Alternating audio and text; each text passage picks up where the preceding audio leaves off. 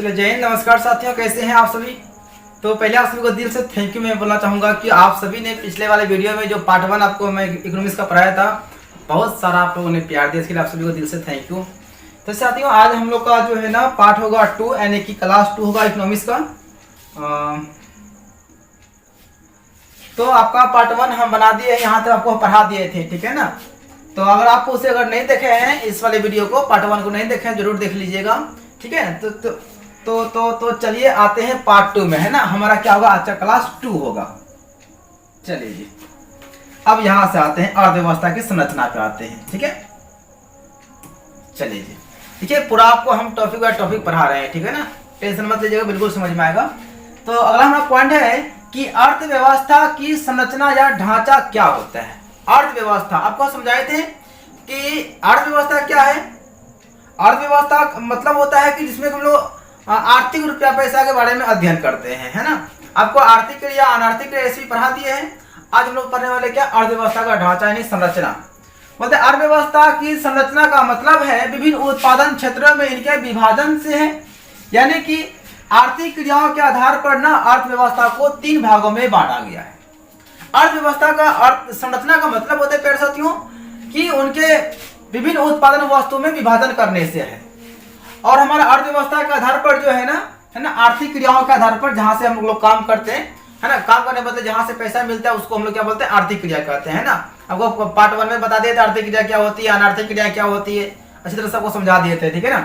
तो आर्थिक क्रियाओं के आधार पर ना अर्थव्यवस्था को 3 वर्गों में बांटा गया है। चलिए देखते हैं वो सब वर्ग क्या है हमारा। देखिए आर्थिक विकास के क्षेत्र यानी कि आर्थिक विकास को 3 क्षेत्रों में बांटा गया है। एक हमारा होता है प्राथमिक क्षेत्र, इसको हम लोग क्या बोलते हैं, प्राथमिक क्षेत्र। दूसरा हमारा होता है उद्योग क्षेत्र, जिसको हम लोग द्वितीयक क्षेत्र भी कहते हैं। और तीसरा हमारा होता है तृतीयक क्षेत्र, जिसे हम लोग क्या बोलते हैं, सेवा क्षेत्र भी कहते हैं। तो प्राथमिक क्षेत्र के अंतर्गत हमारा क्या था साथियों, कृषि हो गया, पशुपालन हो गया, मछली हो गया, मछली पालन हो गया, जंगलों से वस्तुओं को प्राप्त करना, जैसे कि शहद मधुमक्खी प्राप्त करना, लकड़ी प्राप्त करना, ये सभी हमारा किस में आ जाएगा, प्राथमिक क्षेत्र में आ जाएगा। द्वितीयक क्षेत्र, ध्यान दीजिएगा साथियों, प्राथमिक क्षेत्र को ना, प्राथमिक क्षेत्र को प्यारे बच्चों कृषि क्षेत्र भी कहा जाता है, और यह द्वितीयक क्षेत्र को प्यारे साथियों उद्योग क्षेत्र भी कहा जाता है।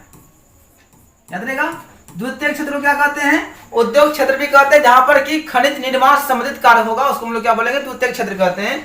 जैसे कि खनिज व्यवसाय, निर्माण कार्य, जन उपयोगी सेवाएं, जैसे कि आपका बिजली बिल हो गया, गैस हो गया, ये सभी क्या हमारा आएगा, द्वितीयक क्षेत्र में आ जाएगा।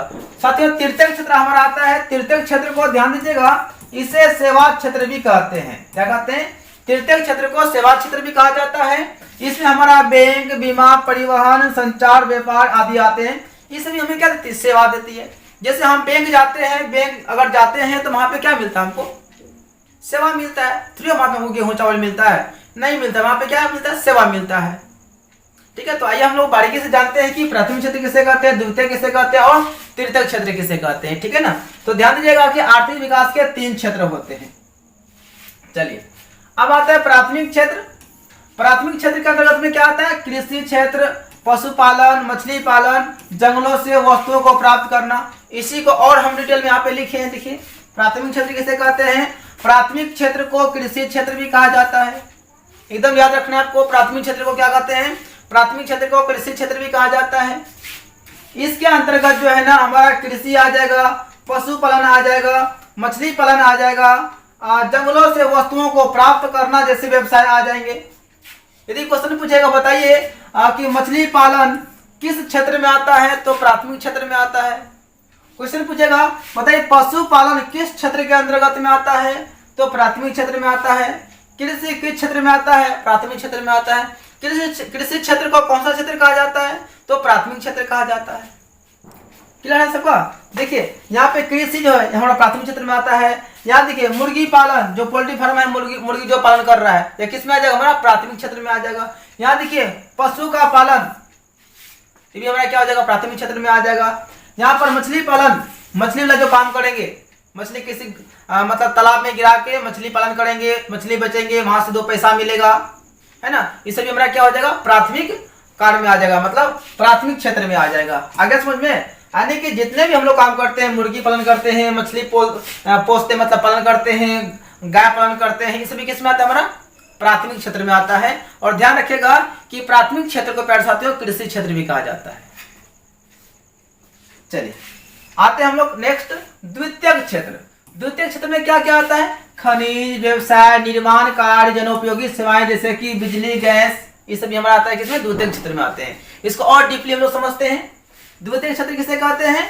तो द्वितीयक क्षेत्र को औद्योगिक क्षेत्र भी कहते हैं। याद रहेगा ना, द्वितीयक क्षेत्र को क्या कहते हैं? द्वितीयक क्षेत्र को औद्योगिक क्षेत्र भी कहा जाता है। इसके अंतर्गत में क्या आता है? खनिज व्यवसाय आ जाएगा, निर्माण कार्य आ जाएगा, जनोपयोगी सेवाएं आ जाएगा जैसे कि गैस और बिजली आदि उत्पादन हमारे आ जाएंगे।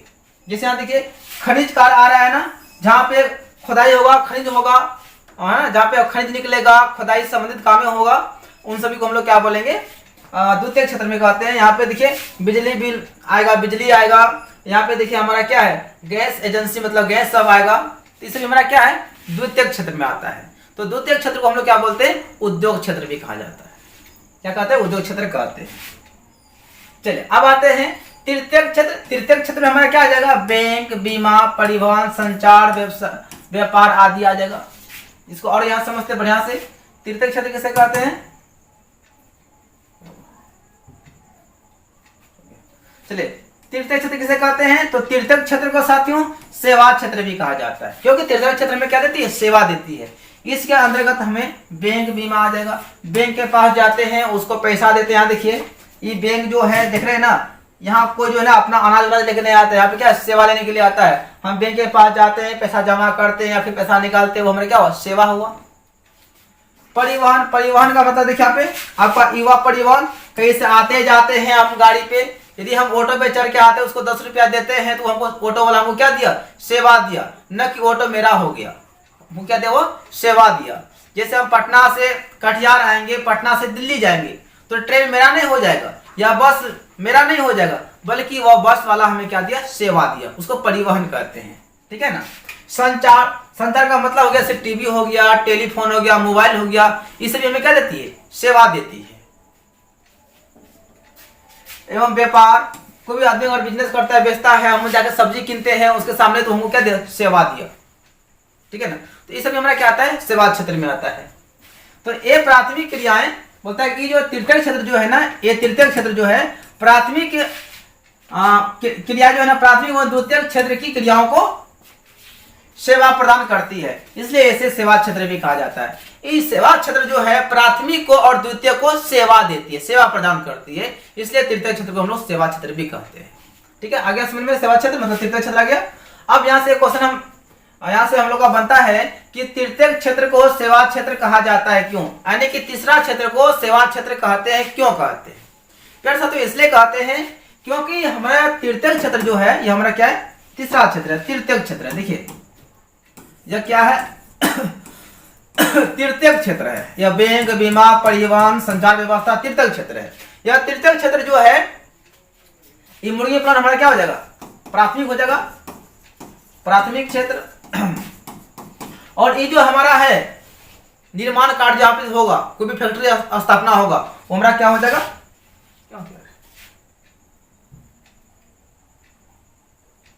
ये हमारा हो जाएगा द्वितीय क्षेत्र, द्वितीय क्षेत्र हो जाएगा। तो देखिए ध्यान से, यह तृतीय क्षेत्र जो है ना, तृतीय क्षेत्र द्वितीय को और प्राथमिक को सेवा देगा। यदि हमें पोल्ट्री फार्म खोलना है या फिर हमें खेती करना है, तो किसान के रूप में यदि हम हैं या फिर कोई भी हमको फैक्ट्री खोलना है, तो हम क्या करते हैं? बैंक के पास जाके लोन लेते हैं, सेवा लेते हैं। यदि मान लीजिए कि हमें पोल्ट्री फार्म, मुर्गी फार्म खोलना है, तो बैंक से क्या करेंगे? लोन लेंगे, यानी कि सेवा लेंगे। इसका मतलब हुआ तृतीय क्षेत्र प्राथमिक को क्या दिया? सेवा प्रदान किया।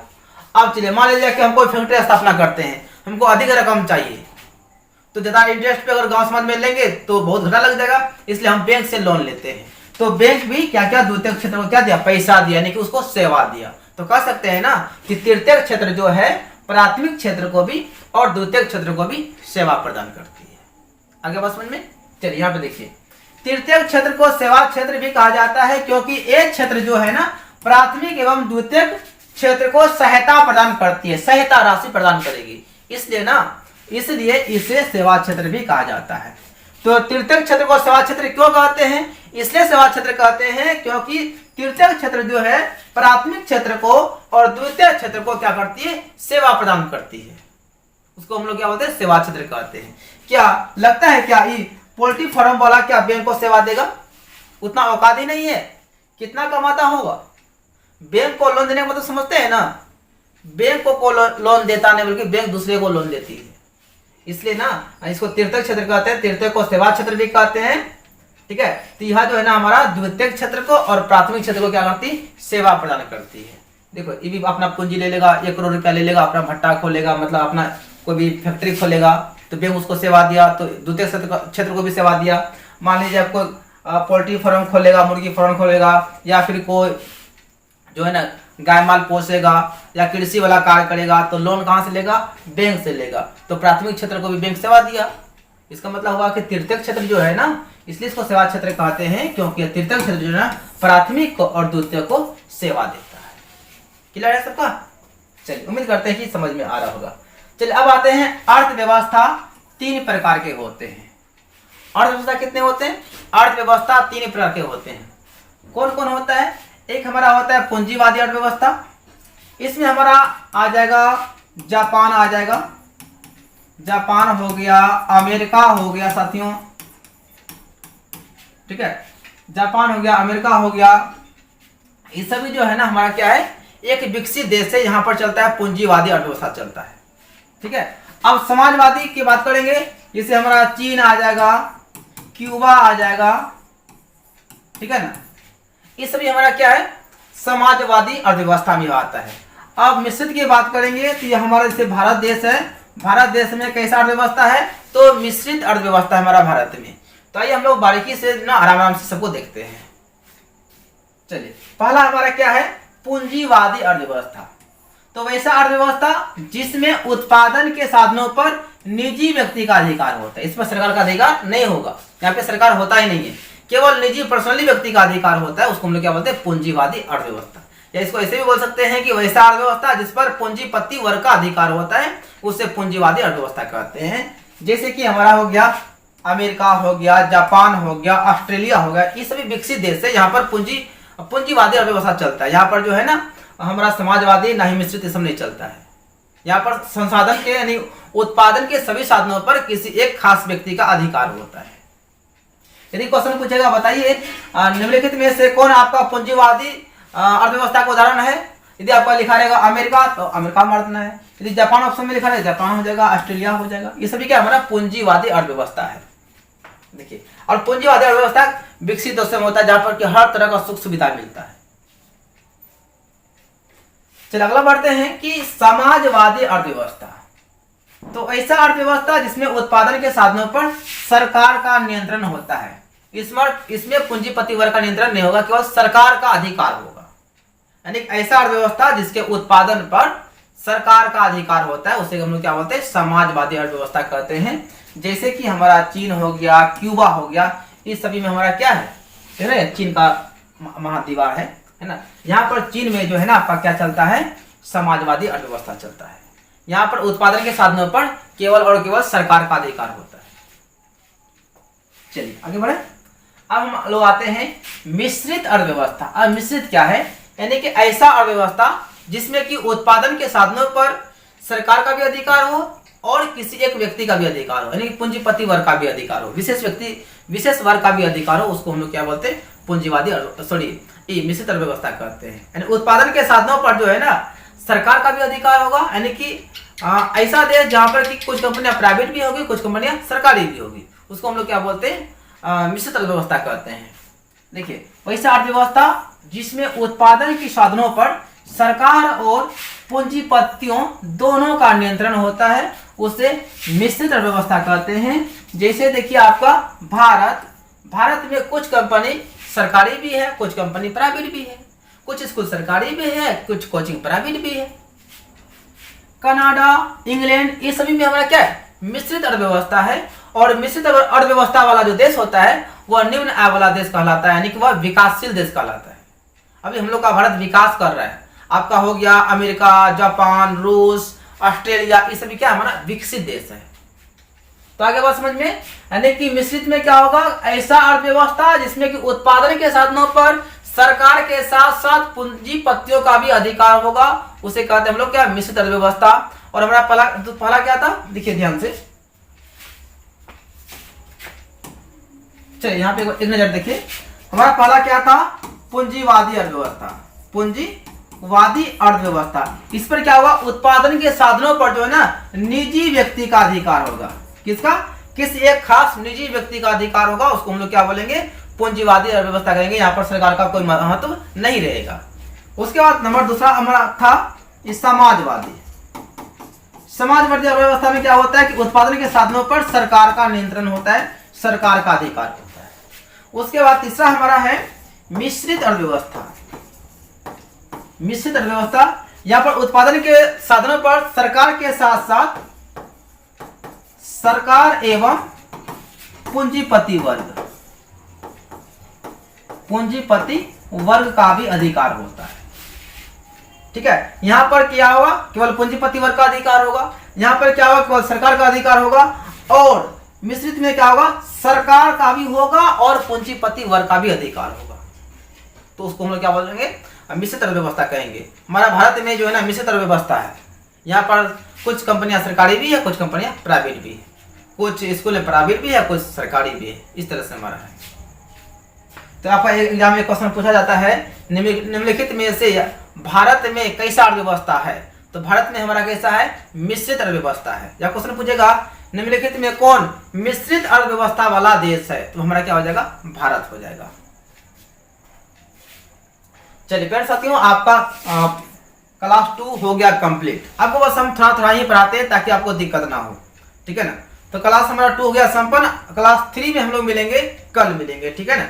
तो आप सभी कमेंट कीजिएगा कि आपको क्लास कैसा लगा, ठीक है। तब तक के लिए जय Hind, Vande Mataram, best of luck. Video देखने के लिए आप सभी को दिल से थैंक यू।